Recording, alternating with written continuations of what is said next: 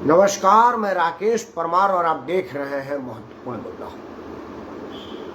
मित्रों, महत्वपूर्ण मुद्दा के शुरुआत के सबसे पहले मैं आज जो भारत के सर्वोच्च बलिदानियों, महाप्रतापी, अदम्य साहस का परिचय देने वाले हमारे फौजी भाइयों का साहस किसी पुरस्कार का मोहताज नहीं है, किसी अलंकार का मोहताज नहीं। भारतीय फौज का मतलब है अदम्य साहस, वीरता की पराकाष्ठा। इसी को फौज, अगर आपको किसी को कहना कि ये बड़ा साहसी है, अदम्य साहस है, वीर है, महावीर है, डर इसको छूता नहीं, इस सब कहने की जरूरत नहीं है। आप कहिए भारत का फौजी है, मतलब वो सब उसमें समाहित। मतलब ये आदमी है, थोड़ा कागज जिसका ललाट है, आंखें, नाक है, मुंह है, ओठ है, कान है, गर्दन है, बाँ है, बाजू है, नहीं, आदमी है, मतलब सब है। उसी तरह से आपको और कुछ अलंकार अलंकृत करने की जरूरत नहीं है। भारत का फौजी बोल दीजिए, मतलब वो सब उसमें समाहित है, तभी वो भारत का फौजी बना है। लेकिन फिर भी हर साल के 15 अगस्त पर जो हमारे फौज के जवानों को अदम्य साहस और सर्वोच्च बलिदान के लिए जो भारत सरकार पुरस्कार दे करके खुद को सम्मानित करती है, उसका घोषणा हो गया है। जो लोग पुरस्कृत हुए हैं वो तमाम के साथ साथ उनके परिवार के लोगों के प्रति मैं अपना सर्वोच्च आदर सम्मान प्रदर्शित करते हुए उनको सादर प्रणाम बोलता हूँ। मैं समझता हूं कि हमारा फौजी तो आदर का योग्य है, सम्मान के योग्य है, प्रणाम के योग्य है, मेरे सर्वोच्च सम्मान के योग्य है, लेकिन उसके परिवार के लोग भी इन्हीं सब सम्मानों के योग्य हैं, क्योंकि उनके सहयोग से, उनके विश्वास से, परिवार के प्रति उनके निश्चिंत छोड़ देने के रवैये से ही हमारा फौजी सर्वोच्च बलिदान को प्राप्त करता है। तो मैं अपने फौजियों के साथ साथ उनके तमाम परिवारजनों को अपना सर्वोच्च आदर सम्मान निछावर करते हुए, समर्पित करते हुए नतमस्तक प्रणाम करता हूं। जय हो भारत के फौज और फौज के परिवार। मित्रों, एक चीज और आज बड़ा महत्वपूर्ण रहे। आज मेरा शीर्षक है कि भारत के 75वें वर्षगांठ पर हमने क्या खोया, क्या पाया, क्या पाया जा सकता था और किस चीज को छोड़ा जा सकता था। उन सबसे ज्यादा जरूरी है जो अभी हाल के कुछ दिनों में हो रहा है। मित्रों, एक आपको सुनने में हंसी योग्य लगेगा, लेकिन ये हंसने वाली बात नहीं, बड़ा सीरियस बात है। जैसा कि आपको पता है कि नीति आयोग के मीटिंग में ममता बनर्जी नहीं आई थी, नीतीश कुमार भी नहीं आए थे।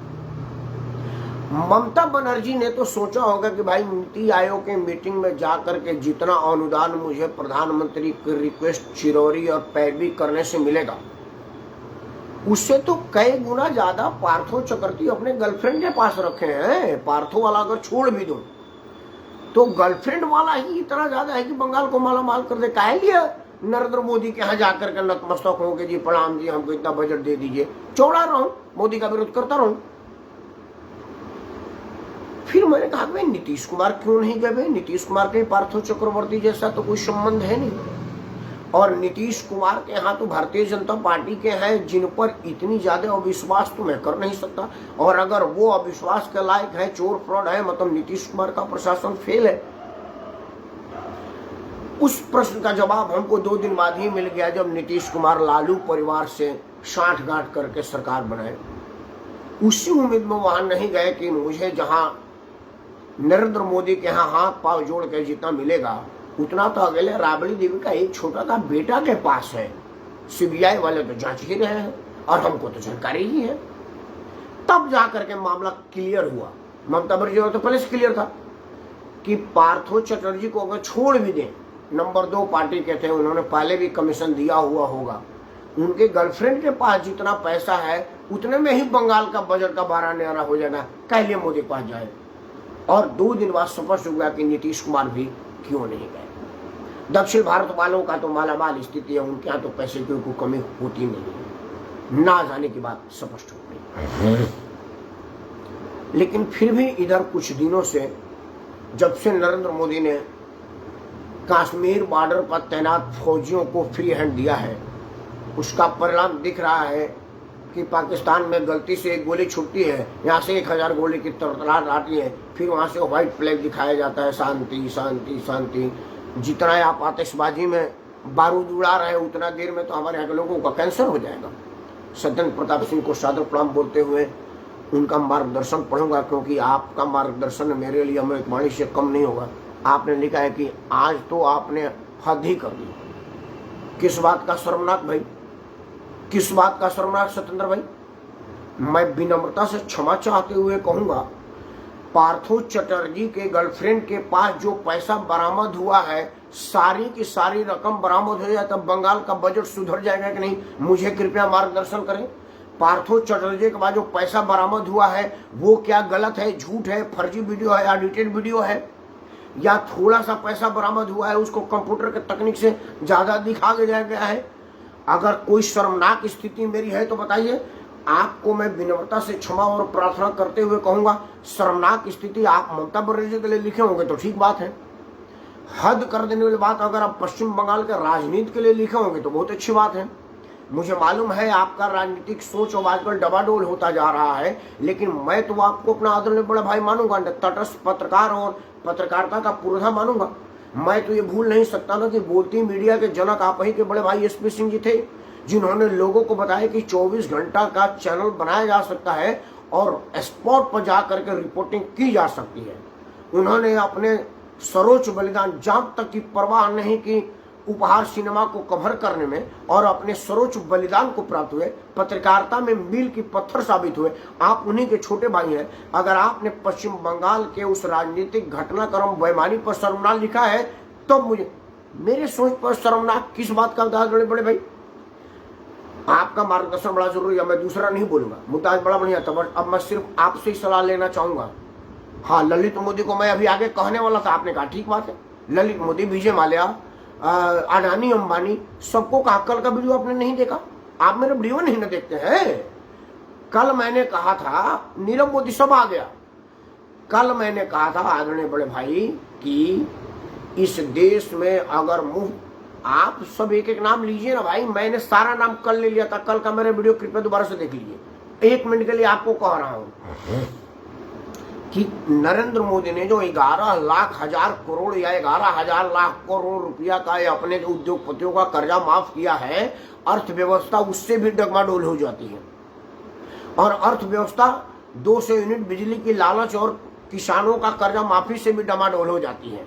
मेरे नजर में जितने बड़े गलत फ्री की मुफ्तखोरी का लालच देकर के वोट खरीदने वाले लोग हैं, उससे ज्यादा बड़ा गलत उद्योगपतियों का पैसा माफ कर देने वाले लोग हैं। मैंने यहां तक कहा था, बोलिए वही सरकार चलाएंगे।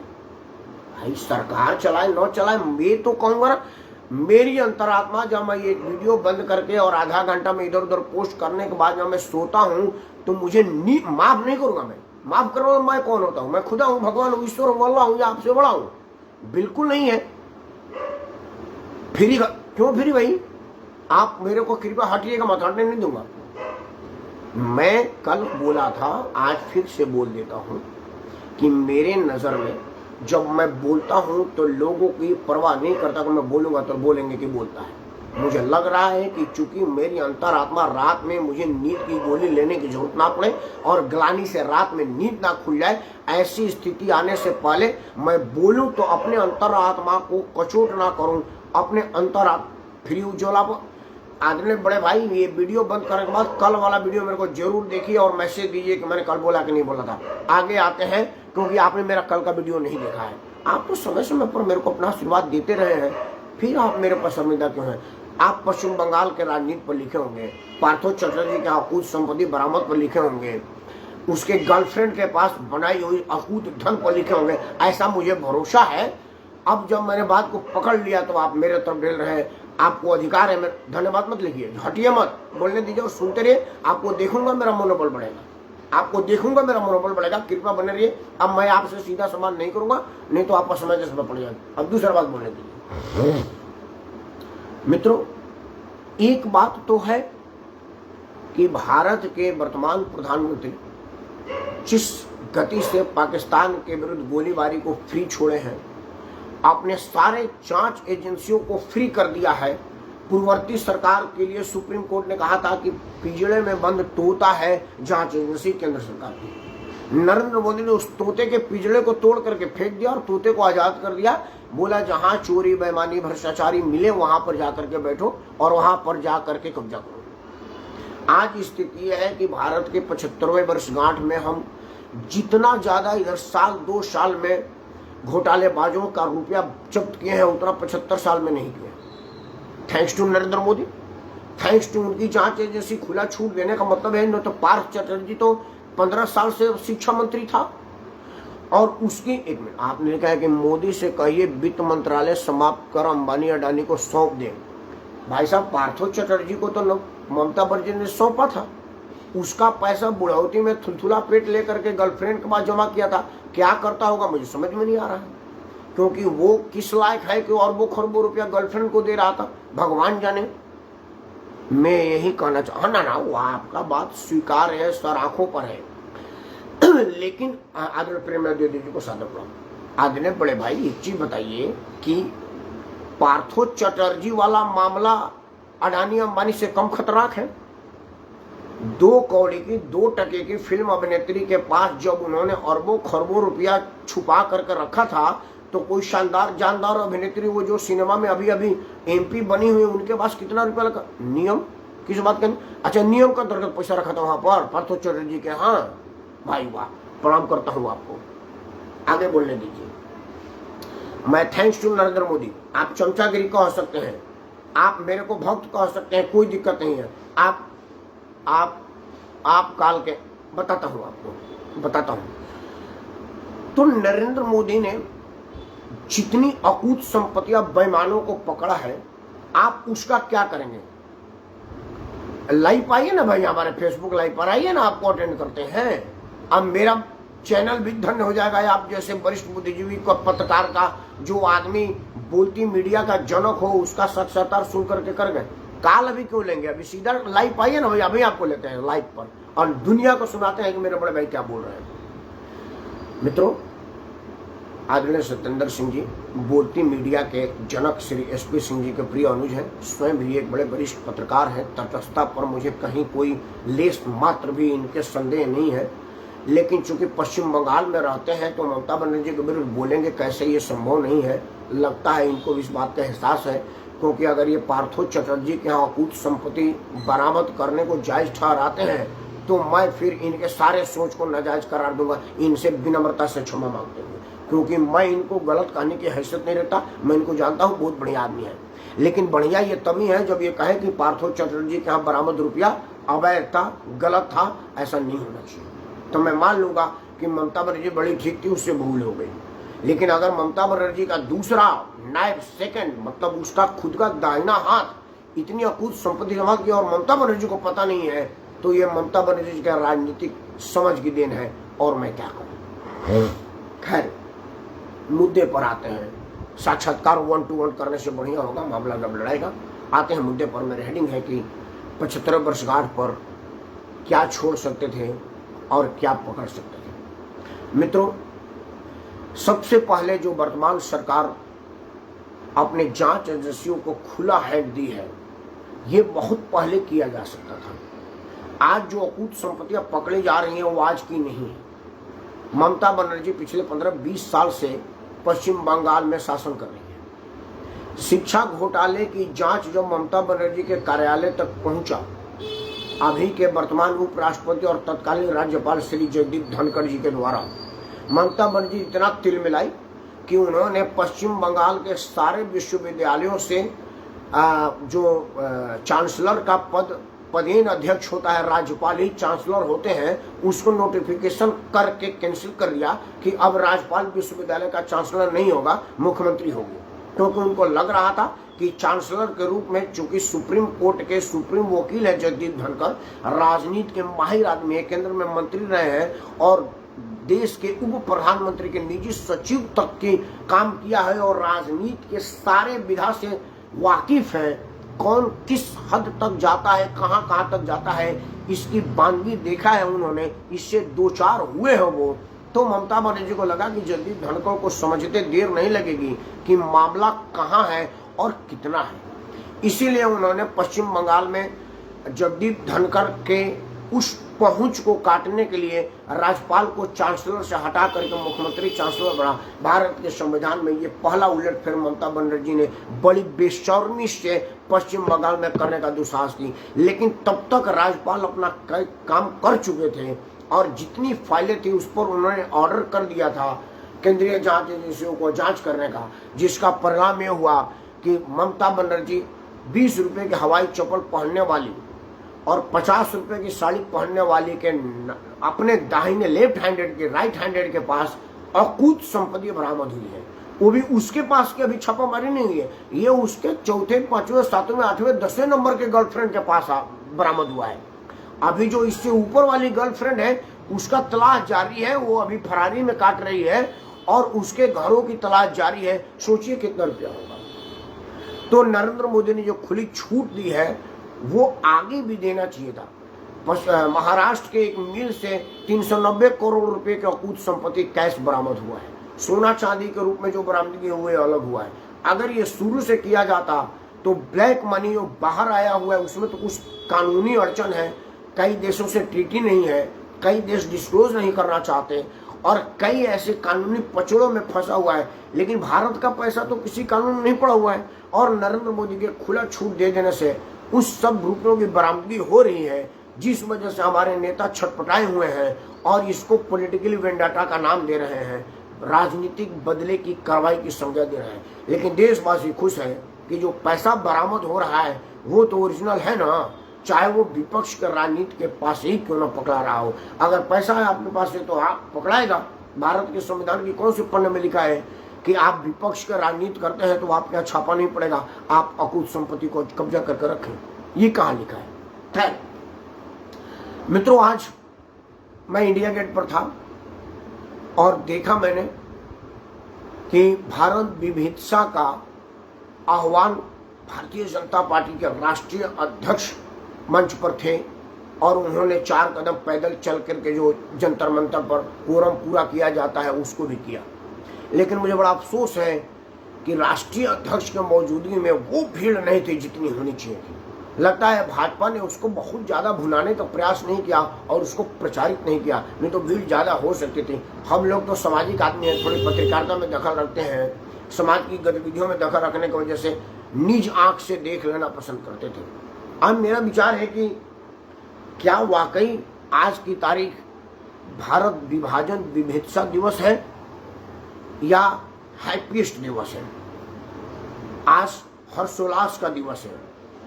इस बात को मैं इसलिए कहने पर मजबूर हुआ हूं कि भारत के बंटवारे के बाद जो कुछ गंद लोग थे जो दूसरे देश में चले गए, जिन्होंने एक दूसरा देश कायम किया, उस देश की वर्तमान स्थिति, उसमें आपस में शिया सुन्नी और पसमंदा की मारकाट और एक दूसरे के प्रति जान के प्यासे आतंकवाद के प्रति समर्पण और दुश्मनों के हाथ में नियंत्रण और किसी के सामने बिक जाने भर की स्थिति को देख करके लग रहा है कि अच्छा हुआ कि वो लोग अभी नहीं है, नहीं तो हमारे देश में होते तो हमारे देश के लोगों की मानसिकता भी खराब कर देते। ऐसा कैसे होता है? एक एग्जाम्पल बता देता हूँ आदमी की संस्कार कितना प्रभावित करता है।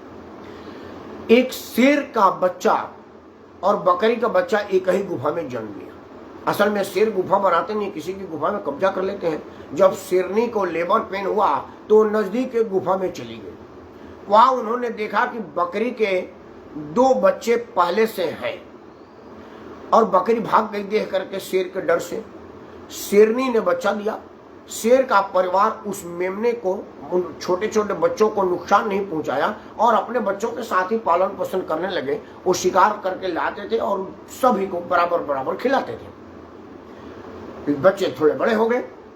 बच्चों के थोड़ा बड़े होने के बाद एक दिन क्या हुआ कि जब शेर शेरनी शिकार करके आए तो शेर के बच्चों ने चौंकते हुए कहा कि मम्मी मम्मी मम्मी, आज दीदी ने हमको बचा लिया। बोला क्या हुआ? आज जो चीता अंकल थे बड़ी गुर्रा करके गुफा के मुंह तक आए, बार बार गुफा को पर पांव मार रहे थे, लेकिन दीदी ने हम सब लोगों को अंदर छुपा लिया, दुबका दिया और बोला कि आवाज मत निकालना, नहीं तो चीता अंकल को पता चल जाएगा।